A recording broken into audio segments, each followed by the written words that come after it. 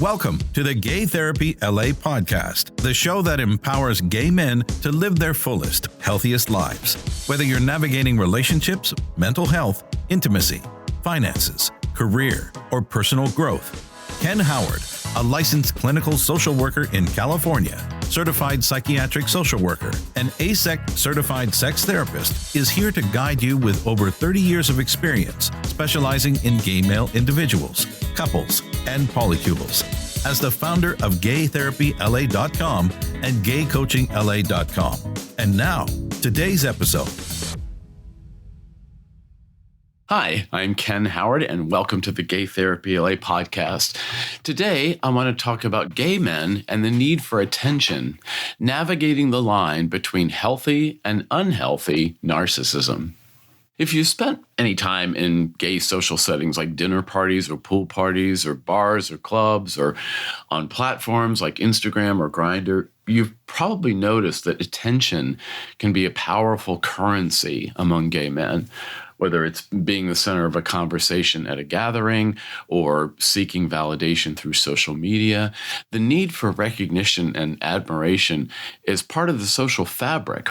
But there's a fine line between a healthy and an unhealthy narcissism. For gay men, understanding the difference between those two forms of self-regard is especially important. Our experiences growing up in a world that often devalues or marginalizes us can shape how we seek attention and validation in adulthood. So today, let's explore how these needs manifest in relatively healthy and unhealthy ways, why some gay men find themselves caught in exclusive social cliques, and why addressing these underlying issues through psychotherapy or coaching can help us strike a healthier balance.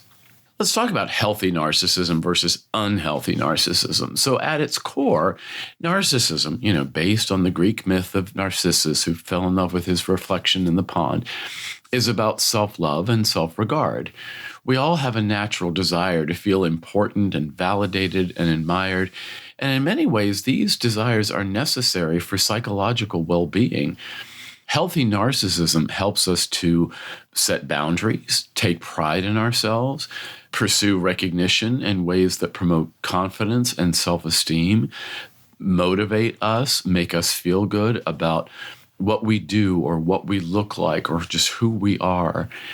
For gay men who may have faced significant challenges around self-acceptance and societal validation, a healthy narcissism can be an empowering force that says, I am worthy of attention, love, and admiration, and politically, human and legal rights. So a healthy narcissism manifests as self-confidence, where we acknowledge our achievements and seek validation in a balanced way.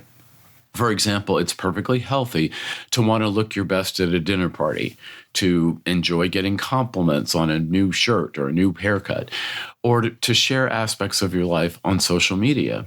It's also normal to want to be seen and appreciated for who you are, especially when you face judgment or rejection in the past. Healthy narcissism fosters a sense of inner validation that allows you to feel good about yourself without needing constant external reassurance. You might take pride in your body or your sense of style, but your self-worth isn't dependent on whether others approve. There's a saying that says our self-esteem should not rise and fall on the smiles and frowns of others. Now, in contrast, an unhealthy narcissism emerges when the need for attention and admiration becomes excessive or compulsive. And this often happens when there's an underlying sense of inadequacy or unresolved emotional wounds. And, narcissistic personality disorder in America and the American Psychiatric Association's Diagnostic and Statistical Manual of Mental Disorders is a type of, several types of personality disorder. It's not a mental illness like schizophrenia or bipolar disorder or depression or OCD, but it's a personality disorder that is significant and enduring over a lifetime that develops in childhood. So, in unhealthy narcissism, instead of seeking recognition from a place of confidence, we might rely on external validation to feel whole or worthy. Unhealthy narcissism can manifest in behaviors like constantly checking for likes or messages on Instagram or Grindr, feeling anxious or resentful when you're not the center of attention at social events, or needing constant praise to feel good about yourself. It also can be a part of such a high self-esteem or self-regard that you become entitled, that your rights are more important than others. It's not about equality, it's about a sense of superiority, and that you just inherently deserve favors and goodies and regard without having worked for them at all. For gay men, unhealthy narcissism is often rooted in a defense against feelings of devaluation. If you grew up being criticized or rejected for your sexual orientation by family or peers in school or society, you may have internalized those negative and critical messages. And this can lead to seeking out attention and validation as a way to kind of counterbalance that earlier devaluation. The problem is that no amount of external validation will ever fully satisfy those deeper emotional wounds. Instead, the need for attention becomes just insatiable, leaving you feeling anxious and empty or disconnected. Let's talk about the pull of cliques or exclusivity and prestige. In many gay social circles, there's an additional layer of complexity to the need for attention, the desire to belong to an exclusive, prestigious group of gay male peers. In these environments, attention is often gained through outward markers of success, such as having the right body or the right prestigious job or the right address, living in the best neighborhood, or the right friends who have influence and popularity. For some gay men, joining a social clique is a way of defending against past feelings of rejection or inadequacy.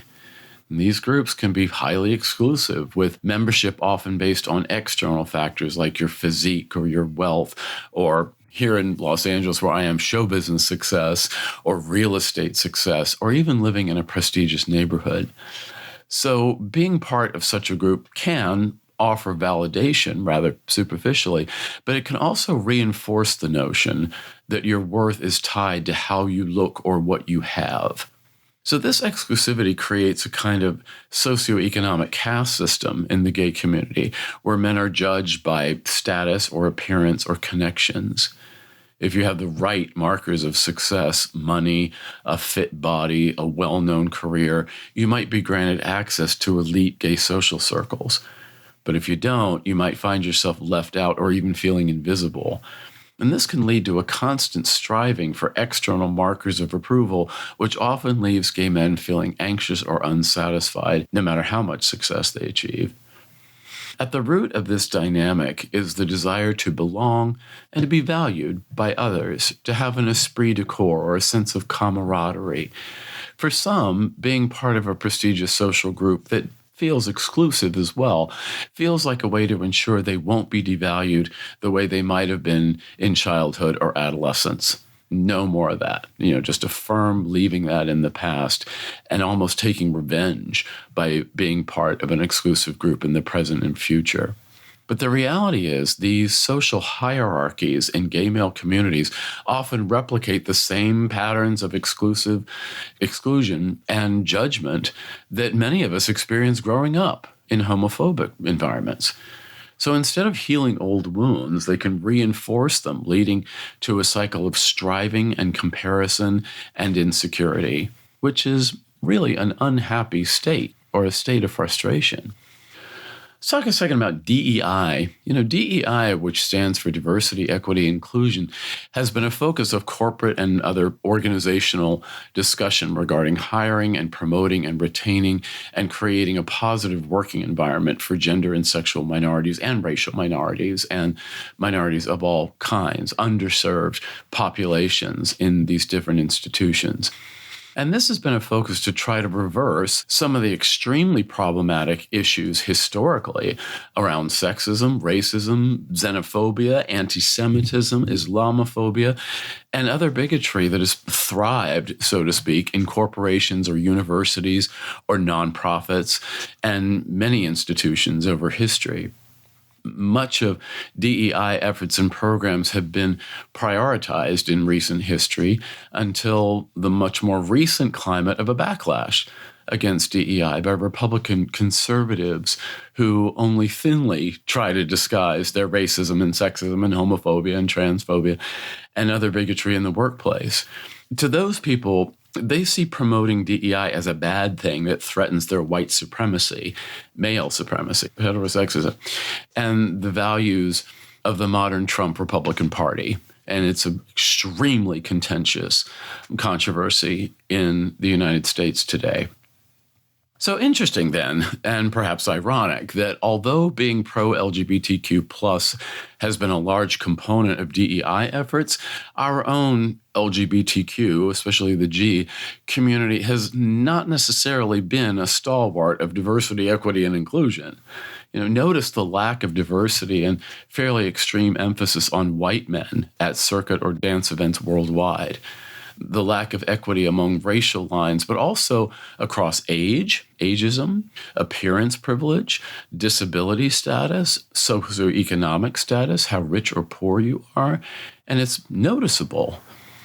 Many gay men complain legitimately about a strong sense of not feeling included at all in many what are supposed to be gay safe spaces.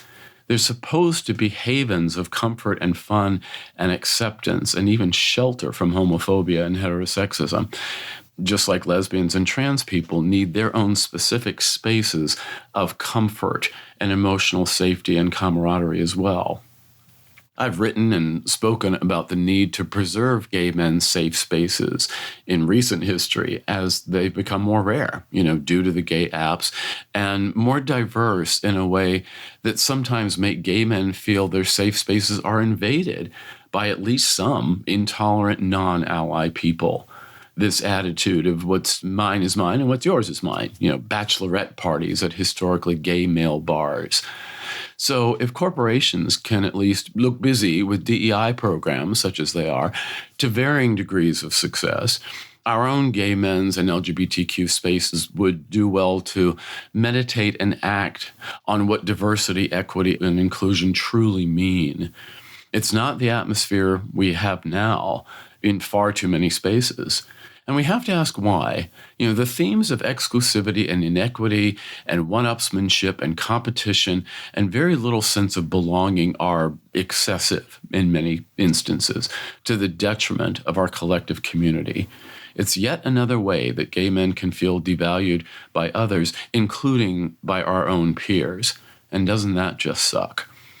Let's talk about the challenges of meeting people in gay social settings. While exclusivity and prestige often dominate some social spaces, many gay men face challenges when it comes to meeting others for everything, for dating, for sex, or even just friendship. Traditional places to meet others, like bars and clubs and parties, can be socially intimidating, particularly like so many of the guys I work with who have a social anxiety or a social phobia, or maybe they're introverted, or maybe they're empaths. These all can be social challenges. And the spaces can also be unfulfilling. They're supposed to be fun things you do at night or on the weekend or on a holiday, and they're not all that fun. So particularly for men who don't feel that they fit into some stereotypical image of the ideal gay man with the perfect body or glamorous lifestyle or a prestigious car. Let's look at dating apps. Platforms, the apps on a smartphone like Grindr or Scruff or Tinder make it easier to connect with people, with guys, but they can also amplify feelings of rejection or inadequacy. A 2017 study published in the Proceedings of the National Academy of Sciences found that 70% of same-sex couples met online, compared to only 2% of heterosexual couples. So we use those more. However, many gay men report frustration with the apps due to the superficiality of interactions, where appearance often substitutes for genuine connection, particularly when you're relying on photos and the quality of those photos and the timing of them. And this makes it especially challenging for those seeking meaningful relationships beyond just casual encounters. Let's look at social spaces. So gay bars and clubs and maybe charity events can be exhilarating for some, but alienating for others. If you don't fit the mold of the social or physical idea that dominates these spaces, it can feel like you're on the outside looking in.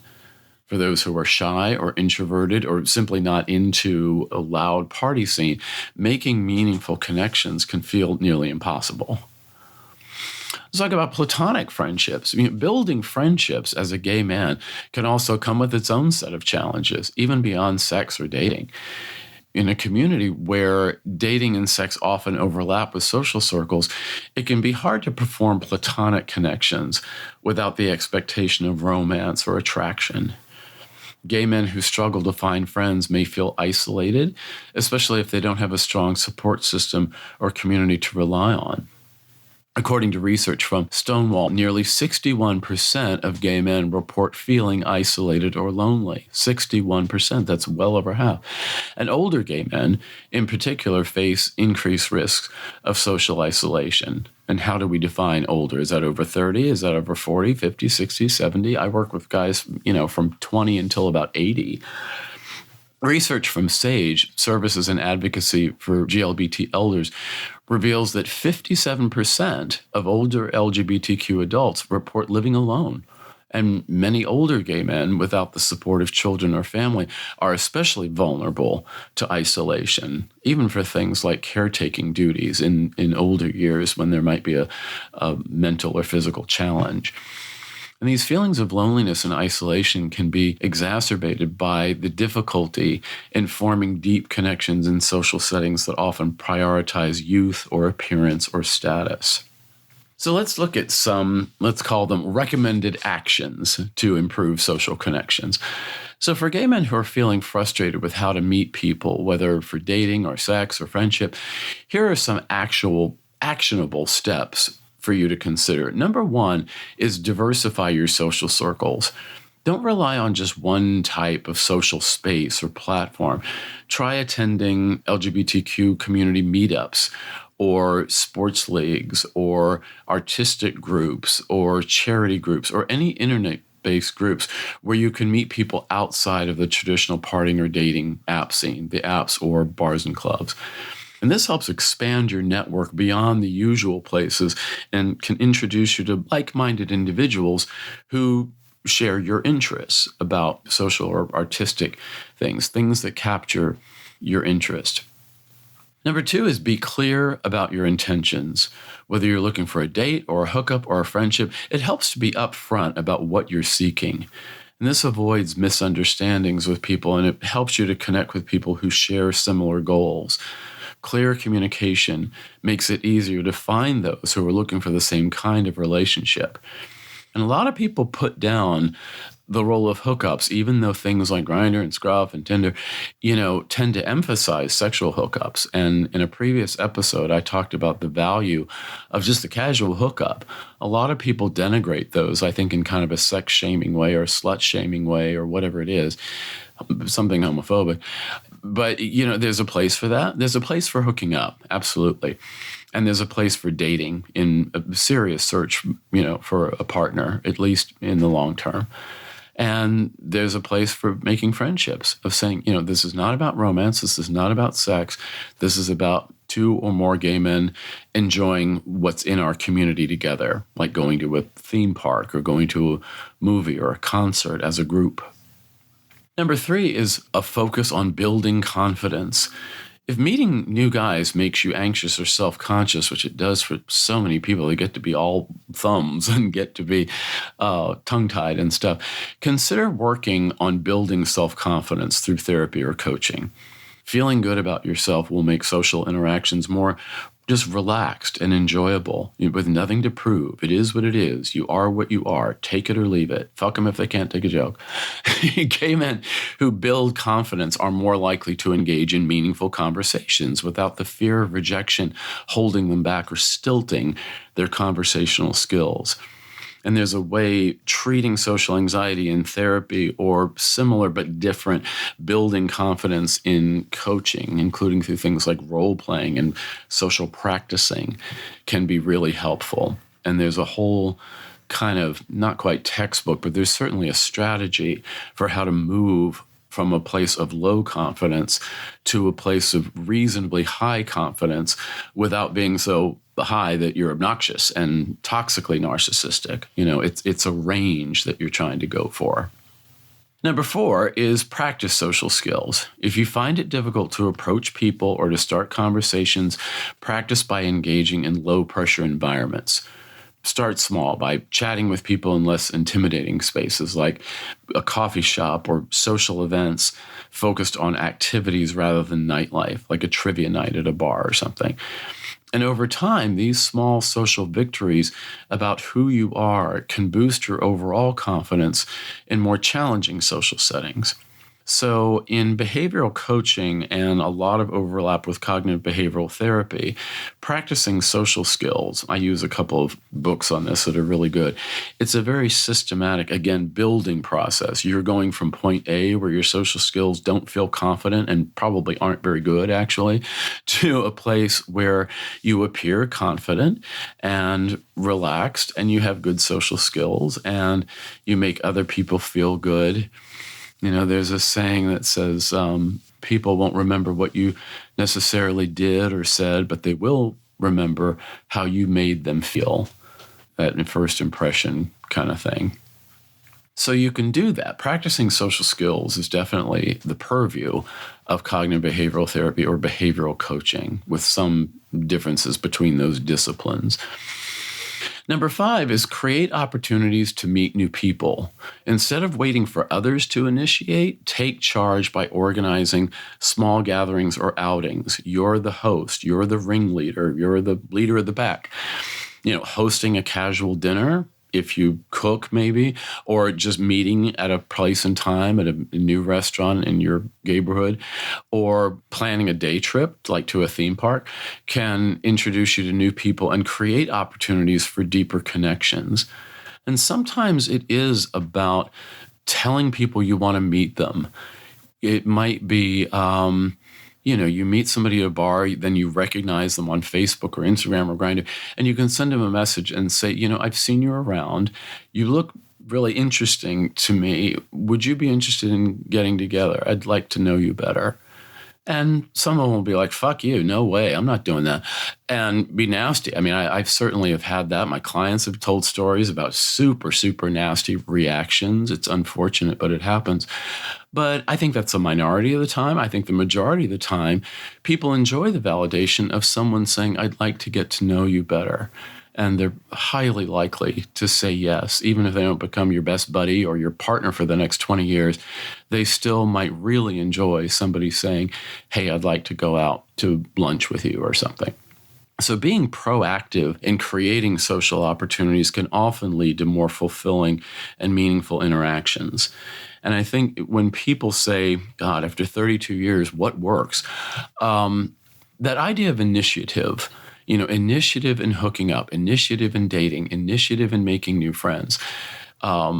Initiative is really the antidote to isolation, those two words that start with I. So sometimes in our sessions, we brainstorm ways to say, how can you initiate making connections?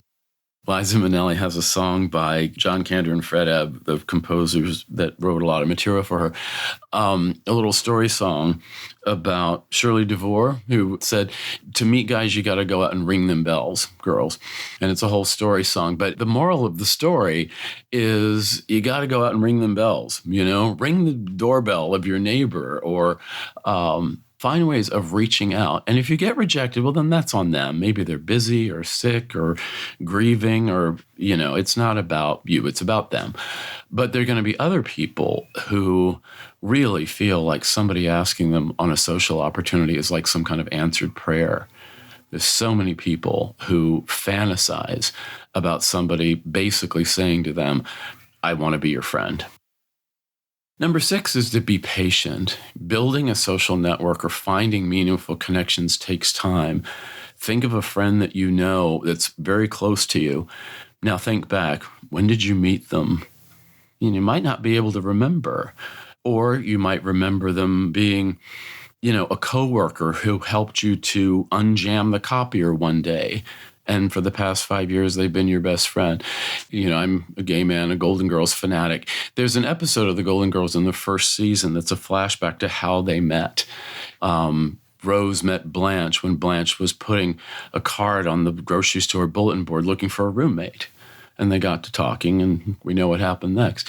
So if you think of how characters meet in movies or in television series pilot episodes, there's always that first moment where somebody goes from being a stranger to an acquaintance that you're talking to, and there's another moment where they go from an acquaintance to a little higher stakes as a friend, and then over time, there's another transition between kind of casual friend to a much closer friend that you might be more self-disclosive to.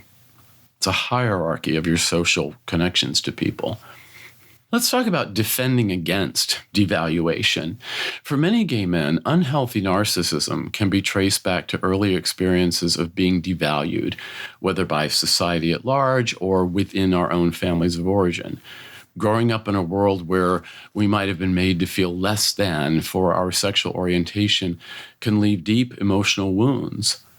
Some of us may have heard messages, either directly or indirectly, that being gay wasn't acceptable, or we may have faced rejection from family members or kids at school, religious communities, certainly. These experiences can lead to a profound sense of inadequacy that's internalized, or a sense of toxic shame. And we might try to defend against these painful feelings by seeking external validation, including superficial external validation.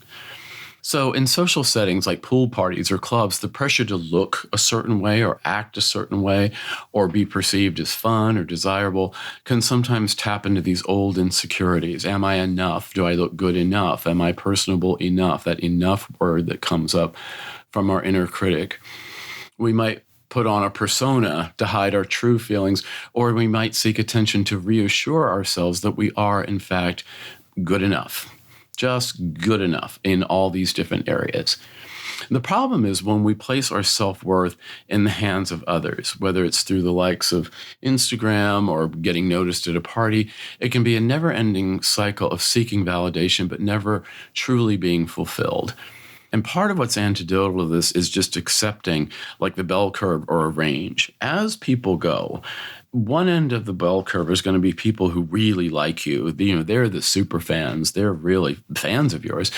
And there's going to be people on the lower end who just for whatever reason think that you're just a pain in the ass and they wouldn't want to have anything to do with you for whatever reason. And then there's going to be a whole lot of people somewhere in the middle. Hey, what do you think about Joey? He's nice, I guess. You get a lot of ambivalence. And that's kind of the way of the world. You probably feel the same way about a lot of the people that you know. It's probably somewhere in between somebody you can't stand and somebody you just want to hang out with a lot and be. Sometimes there's hero worship. You want to be that person that you like them so much. Let's talk about how psychotherapy can help with all of this. If any of this resonates with you, you're not alone. It's not something that you have to navigate by yourself. Psychotherapy offers a powerful space to explore all of these dynamics and unravel the deeper causes of our need for attention or validation. And together we can work on identifying when your need for attention is a healthy expression of self-confidence and when it might be covering up deeper feelings of inadequacy or unresolved wounds from the past. As a gay men's specialist psychotherapist for 32 years, I've worked with countless clients, gay men, to help them develop a healthier relationship with themselves, one where their sense of self-worth isn't dependent on an external factor.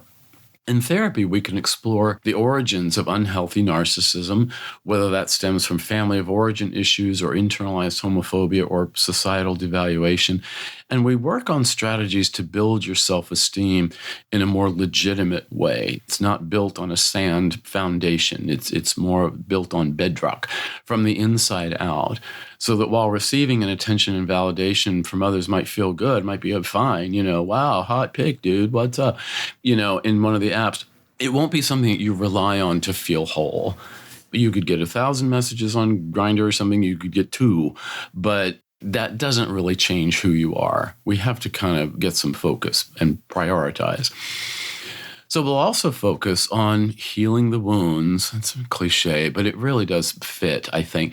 You really are healing the wounds of rejection experiences or devaluation that you may have experienced growing up. And by processing, talking about, emotionally speaking through these early experiences in a safe, supportive environment, even a Zoom therapy room like me, we can begin to replace the old painful messages that don't serve you anymore with a new sense of yourself and a new sense of thoughts and beliefs about yourself and your worth and your identity. Who do you want to be?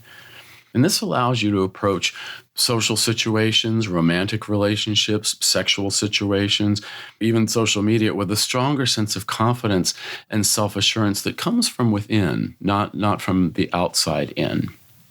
So for those who struggle to meet others for dating or friendships or casual encounters, therapy can help address the underlying social dynamics.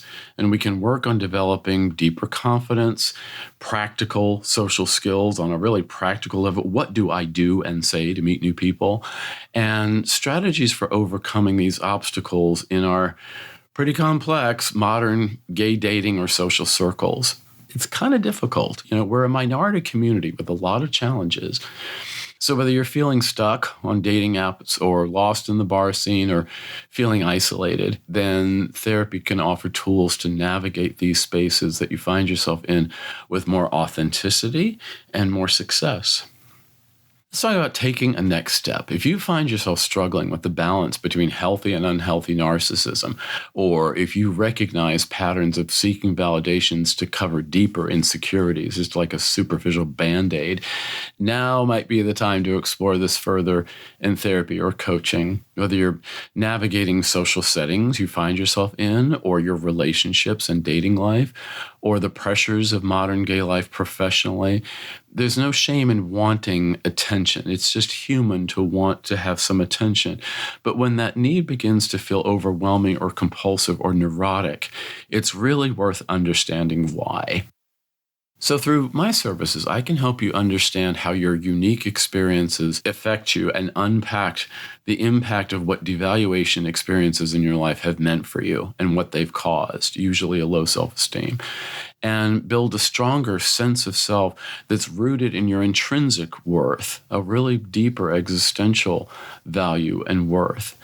So whether you're here in California, where I am seeking psychotherapy, or anywhere else in the world looking for coaching, I invite you to reach out. Together, we can explore what's behind the need for attention and what's going on with you in terms of your social self-confidence and how you approach to tackle the monster of isolation and wrestle it to the ground and find a different way of living.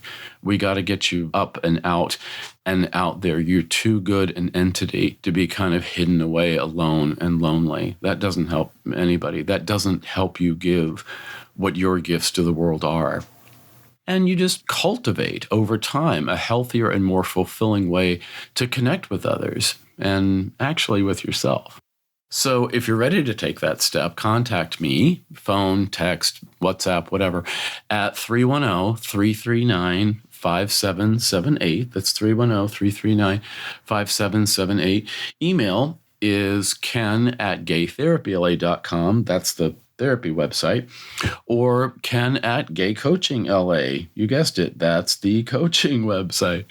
So let's start building a stronger and more confident you. I always welcome comments, thoughts, questions, and feel free to reach out and start the conversation.